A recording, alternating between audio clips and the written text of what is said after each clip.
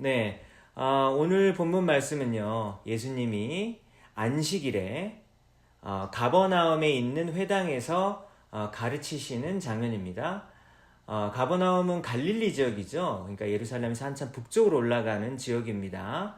그러니까 예수님이 살고 계셨던 그 나사렛 근처 지역이죠. 그곳에서 예수님이 회당에서 가르치고 있을 때 사람들이 예수님의 가르침을 듣고 깜짝 놀랐다라고 32절에서 말하고 있습니다. 근데 여러분 놀란 이유가 뭔가요?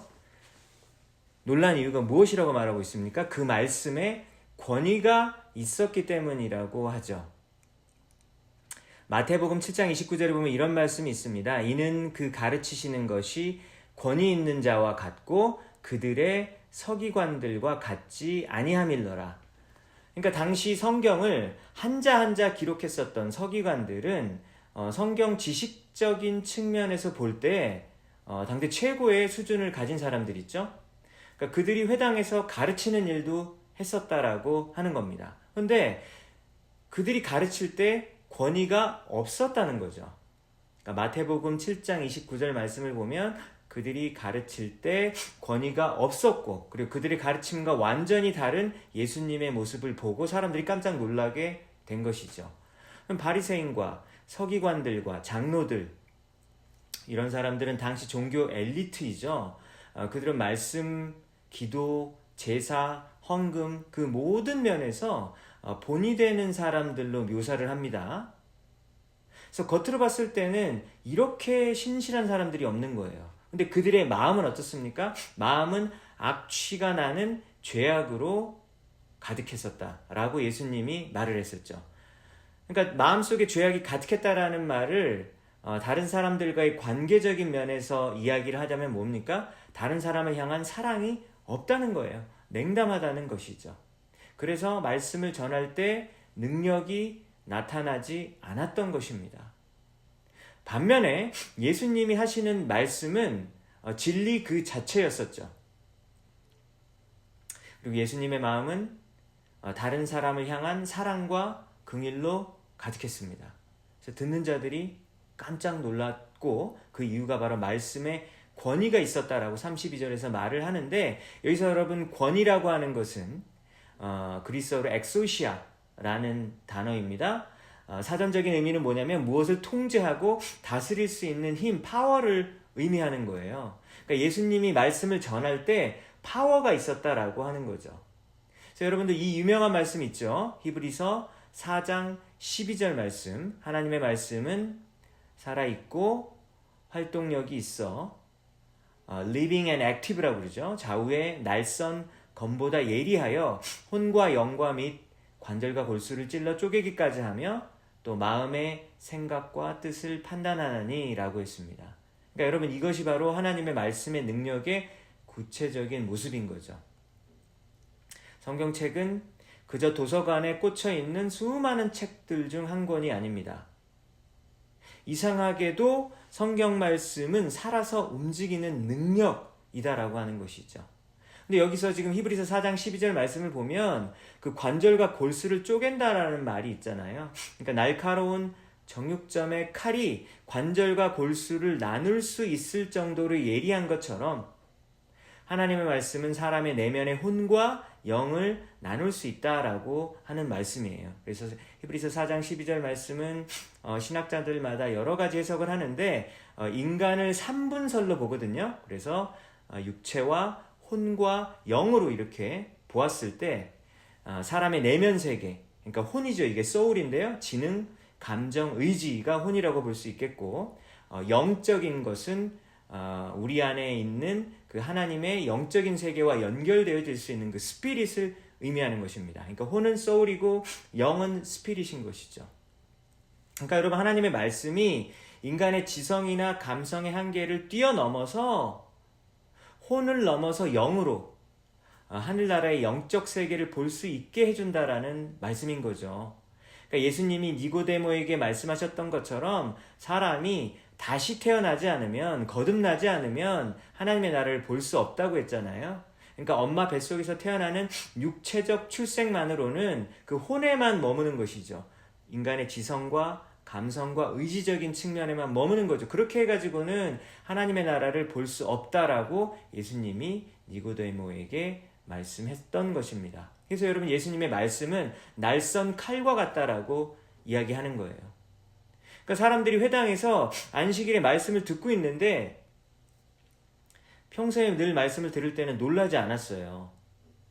근데 예수님의 이번에 말씀을 들으니까 막 권위와 능력과 힘을 이렇게 온몸으로 느끼다 보니까 사람들의 말 속에서 뭐라고 말을 하냐면 웬일이지? 오늘 말씀이 좋네?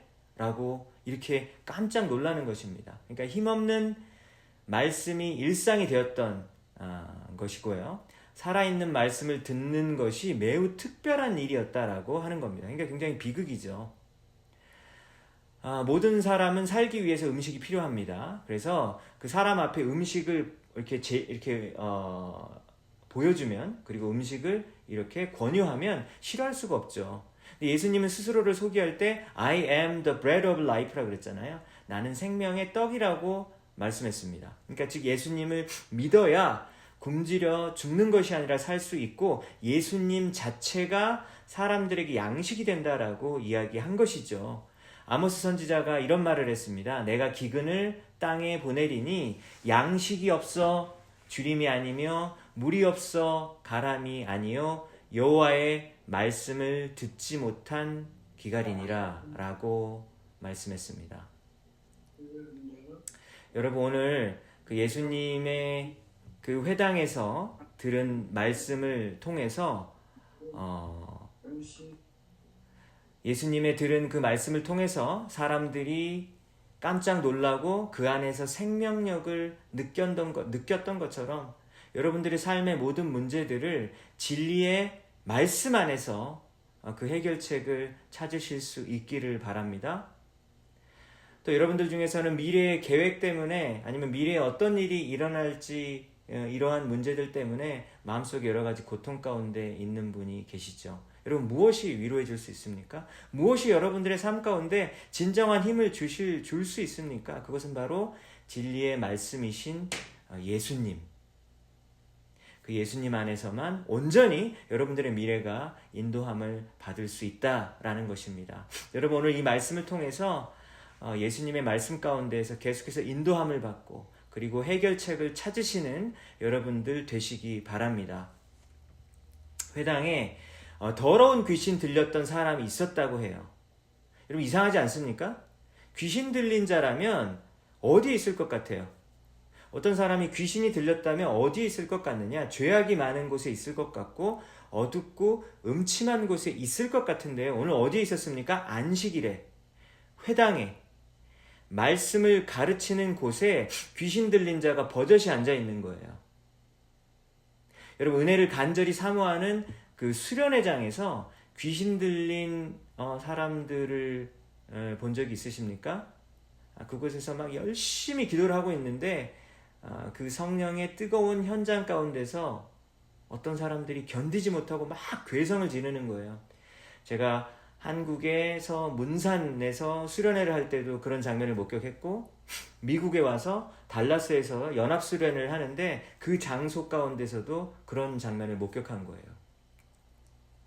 가장 은혜가 충만할 것 같은 바로 그곳에서, 그 생각지 못한 곳에서도 마귀가 버젓이 역사한다라고 하는 것입니다. 여러분, 그렇다면 마귀는 장소를 가리지 않고 있다라고 하는 것이죠. 이런 환경이라면 당연히 우리가 보호될 것이다, 영적으로 보호될 것이다 라고 생각하지만 그렇지 않다고 하는 것이죠. 여러분, 그렇다면 우리가 이런 것들도 한번 점검해 보았으면 좋겠습니다. 귀신이 회당에 만약에 앉아 있을 수 있다면 정말 장소에 상관없이 마귀가 역사할 수 있다는 뜻이죠. 장소에 상관없이 하나님도 역사하실 수 있고 장소에 상관없이 마귀도 역사할 수 있다는 것을 우리가 반드시 기억해야 하겠습니다. 그렇다면 여러분, 내가 교회 안에 앉아 있다라는 것만으로 우리가 안심하고 안주해서는 안 되는 것이죠. 우리가 교회 안에 아주 오랜 세월을 앉아 있어도 예수님을 잘 모를 수 있고 우리 안에 신앙의 성숙과 진보가 없을 수 있죠. 우리 안에 기독교 문화가 우리가 너무 익숙하지만 사실 하나님께서 주관하시는 그 하나님의 나라에 대해서는 그 영적인 것에는 충분히 무지할 수 있다라는 것이죠. 여러분, 오늘 성경 내가 한 절 읽었다, 한 장 읽었다 라고 해서 안심할 수 있는 것이 아닙니다. 오늘 내가 몇 분 기도했다고, 내가 어느 정도 기도했다고 안심할 것이 아닙니다. 내가 무엇을 했다라고 하는 거, 또는 영적으로 해오던 습관이 있다라는 거는요, 이거 정말 유익한 일이잖아요. 영적으로 좋은 습관과 그리고 그 규율을 가지는 것은 정말로 유익한 일이지만, 여러분, 그것 자체가 우리의 영적인 공격으로부터 우리가 보호를 받는 그런 보장을 해주는 것은 결코 아니다라고 하는 거예요. 여러분, 믿음의 본질은 내가 하나님을 위해서 무엇을 하는 것이 아니라 내가 전적으로 하나님을 의존하는 것이 믿음의 본질입니다. 주일 예배 시작 전에 막 제 마음속에서 이런 생각이 들려요.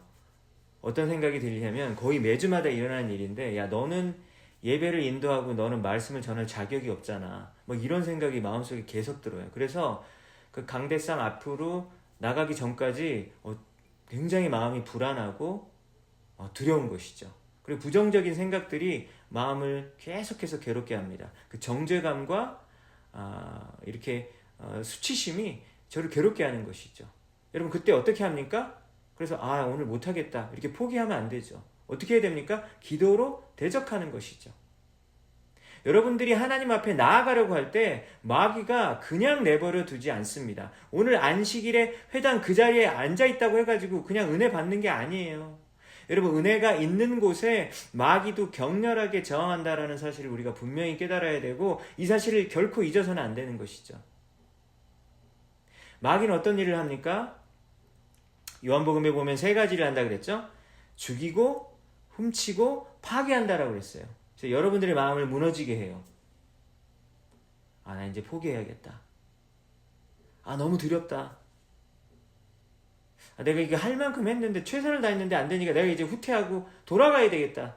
여러분, 그런 생각이 들 때 그냥 포기하면 어떻게 되는 거죠? 그럼 마귀가 그 자신의 목적을 달성하는 거죠. 멈추면 안 됩니다. 멈추지 마시고, 주님, 저는 포기하고 싶습니다. 저를 도와주세요. 주님, 저에게 자비를 베풀어 주세요라고 여러분 기도하십시오.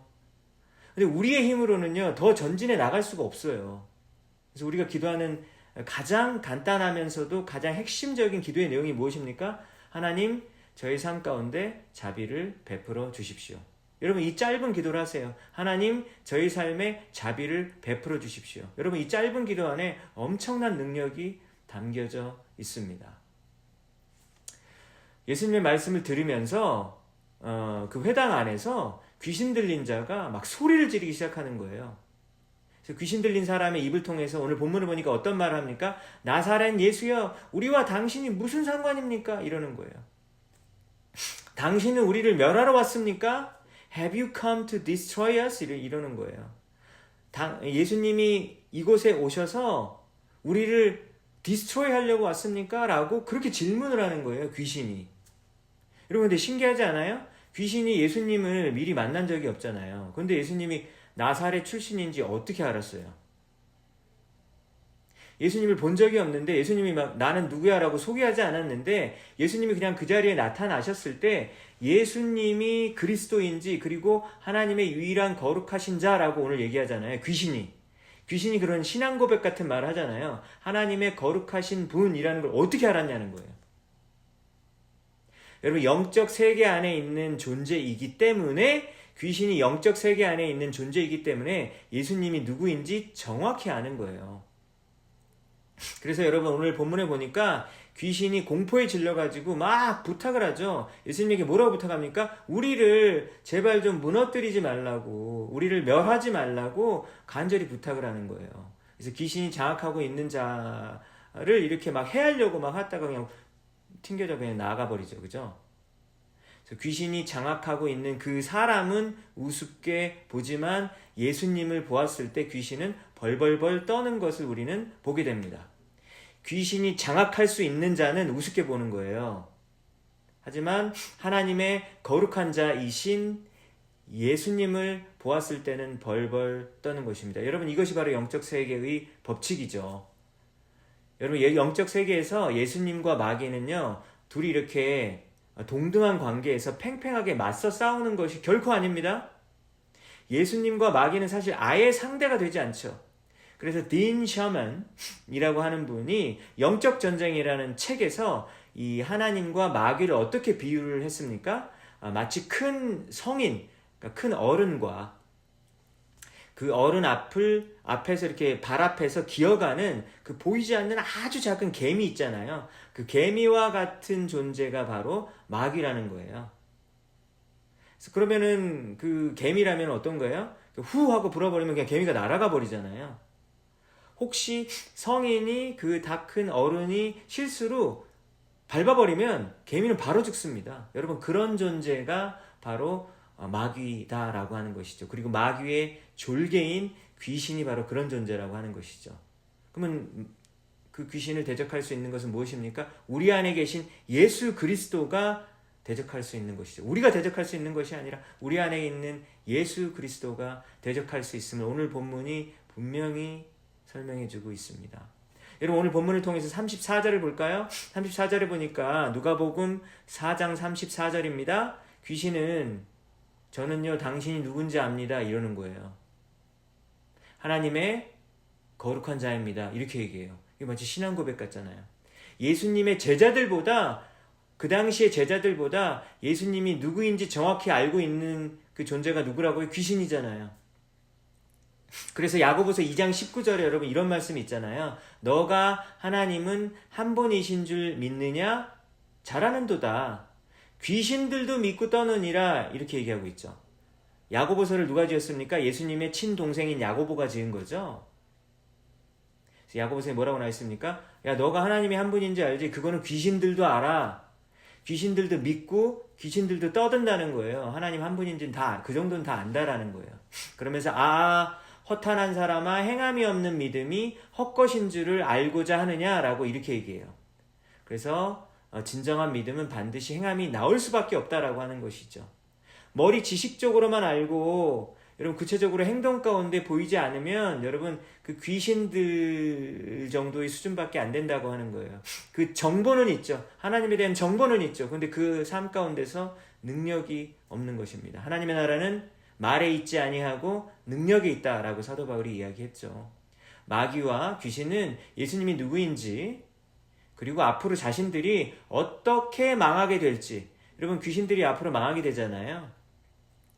요한계시록에 그 말씀이 나오지 않습니까? 예수님이 다시 이 땅 가운데 오실 때 그 유황불에 타서 죽게 되는 것이 그 귀신들의 운명이잖아요. 그들이 어떻게 망하게 될지도 정확하게 알고 있어요. 근데 알고 있는데 그 하나님 앞에 무릎 꿇고 경배하지 않는 타락한 천사들이잖아요. 정확히 알면서도 예배하지 않는 것이 얼마나 어리석은 일입니까? 여러분, 그들이 바로 귀신들인 것입니다. 그런데 귀신들은 이 영적 세계 안에서 예수님이 절대적인 존재인 것을 분명히 알고 있었다라고 하는 것이죠. 여러분, 귀신도 하나님이 어떤 분인지 예수님이 어떤 분인지 정도는 알고 있어요. 여러분, 근데 그 알면서 지식적인 것으로 정보로 그치는 것이 아니라 우리의 삶 가운데서 살아계신 예수님이 역사하는 일이 우리 삶 가운데 있기를 원합니다. 이제 예수님은 회당에서 나가서 시몬의 집에 들어가죠. 시몬이 누구죠? 베드로죠. 시몬의 그 베드로의 집에 들어갑니다. 시몬의 장모가 심각한 열병에 걸렸어요. 그러니까 장모가 있다는 얘기는 결혼했다는 것이죠. 그래서 바울 서신에도 보면 베드로가 뭐 아내가 있다 이런 말이 나오는 것처럼 여기 누가복음에서도 베드로가 결혼했다라는 것을 또 보여주고 있습니다. 그러니까 39절에 보니까 예수님이 병을 꾸짖어서 내쫓았다고 해요. 그러니까 여러분, 귀신을 말씀으로 쫓아낸 것처럼 그 질병도 쫓아내고 있죠. 그러니까 마치 질병을 사람처럼 이렇게 묘사하고 있습니다. 그래서 이 구절을 만약에 잘못 해석하면요, 병에 걸리고 몸이 아플 때 그러면은 이거 다 영적인 거니까 어떤 이단의 가르침처럼 감기 걸려도 감기 귀신, 소화가 안 되면 소화가 안 되는 귀신, 뭐 이런 식으로 해가지고 기도만 하고 병원에 가지 않는 그런 이단적인 가르침이 버젓이 있잖아요. 그렇죠? 근데 그렇게 믿어서는 안 되고 베드로가 살았던 그 벳세다 그리고 오늘 본문에 나오는 이 가버나움 같은 시골에서는 의료시설이 사실 전무했었죠. 그래서 열병 때문에 베드로의 장모님이 죽을 수밖에 없는 그런 상황 가운데 있었는데 예수님이 마침 그 가버나움에 있을 때 특별히 방문하신 것입니다. 그다음에 예수님이 방금 귀신을 쫓아낸 것처럼 병을 대적했다라고 하는 것을 우리가 이 오늘 본문을 통해서 보게 되는데요. 이 세상의 질병이 의학적인 부분이 분명히 맞지만 의학적이면서 생물학적이면서 동시에 영적인 것과 연결되어 있다라고 하는 것을 오늘 본문 말씀이 해주고 있는 거예요. 인간의 죄 때문에 우리 이 개인적인 그런 인생만 망가진 것이 아니라 우리 인간의 죄 때문에 세상의 모든 질서가 망가졌고 그 질서가 망가짐으로 자연세계의 질서가 망가짐으로 생겨난 그 폐해 중에 하나가 병으로 드러나는 것이죠. 그래서 성경에서는요 우리에게 뭐라고 이야기합니까? 병자를 위해서 기도하라고 명령하는 거예요. 왜냐하면 병이라는 것이 인간의 질병이라는 것이 생물학적이고 의학적인 것이지만 영적인 것이기 때문입니다. 불신자들의 시각으로는 도저히 이해가 안 되는 것이죠. 병에 걸렸다면 병균을 죽이는 약을 먹든지 의학적인 치료를 해야지 의미가 있는 거지 왜 기도를 해? 라고 하는 것이죠. 그렇지만 오늘 본문 말씀 뭐라고 얘기하고 있습니까? 영적인 세계와 물질적인 세계가 완전히 연결이 되어 있다라고 하는 것을 의미하는 거예요. 근데 여러분 요한복음에 뭐라고 나와 있어요? 하나님은 영이라고 그러셨잖아요. 하나님은 영이시지만 하나님께서 우리 삶의 모든 영역, 물질 세계까지 하나님께서 주관하신 분이라고 하는 거예요. 그렇기 때문에 여러분 우리 삶 가운데 있는 영역 중에서 어떤 영역을 위해서 기도해야 되죠? 모든 영역이죠. 모든 영역을 하나님께 맡기고 기도해야 하는 겁니다. 여러분 하나님이 하시는 일은 구원에 관련된 일을 하나님이 하신다. 죽음 이후에 사후세계를 통치하시는 분이 하나님이다. 여러분 하나님이 하는 일이 되게 제한되어 있는 것인가요? 아니죠. 여러분 하나님이 몇 가지 일만 하고 나머지 일은 니네가 알아서 해라. 여러분 이게 아니죠. 내 삶의 모든 일상들은 내가 알아서 해야 할 일들이 아니라 그 부분도 하나님께 이렇게 맡기고 의지해야 된다라고 하는 것이죠. 여러분 어저께 우리 여전도에서 너무 수고해 주셔가지고 도시락을 총 60개 정도 만들어 주셨다고 하더라고요. 그래서 그 노고가 얼마나 큰지 정말 몰라요.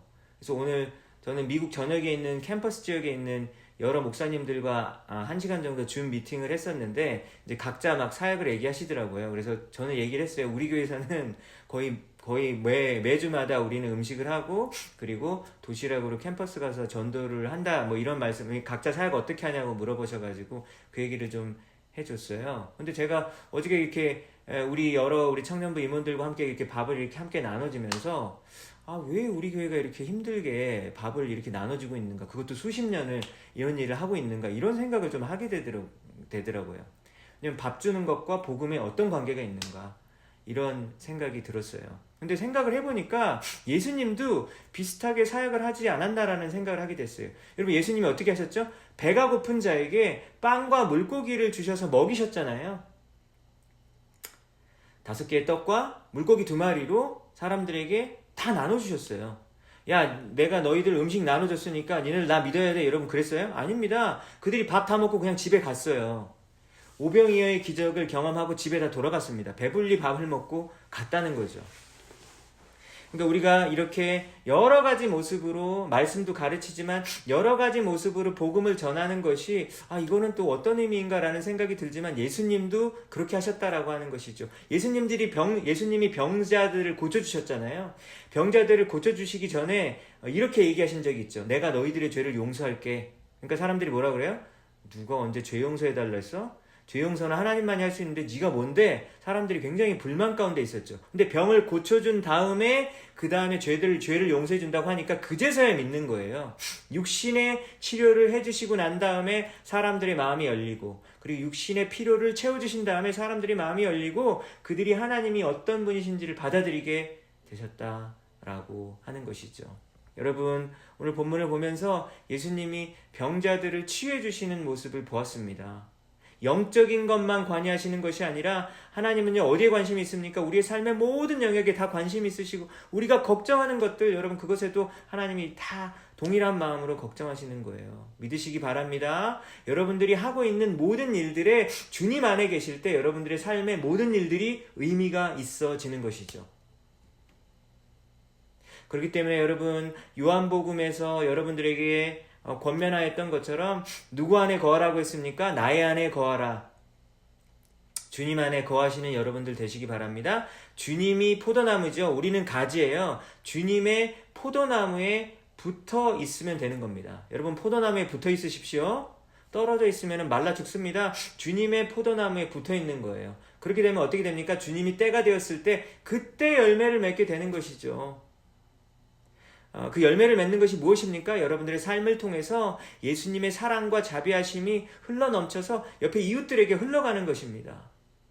그래서 여러분들이 하나님으로부터 생명을 얻었듯이 여러분들의 삶을 통해서 다른 사람들이 생명을 얻고 살아나게 되는 놀라운 역사가 일어날 줄로 믿습니다. 여러분, 오늘 누가복음 오늘 4장 말씀을 통해서 예수님께서 사람들을 살려내시는 모습을 우리가 보게 되었습니다. 말씀을 통해서, 그리고 병을 치유하심으로, 그리고 직접 방문하심으로 사람들에게 다가가서 여러분 그 사람들과 교제함으로써 사람들을 살려내는 모습을 보았습니다. 이러한 예수님의 모습을 닮아 여러분들의 삶 가운데 하나님의 살려내는 그런 놀라운 능력과 역사가 임하시기를 주의 이름으로 축복합니다.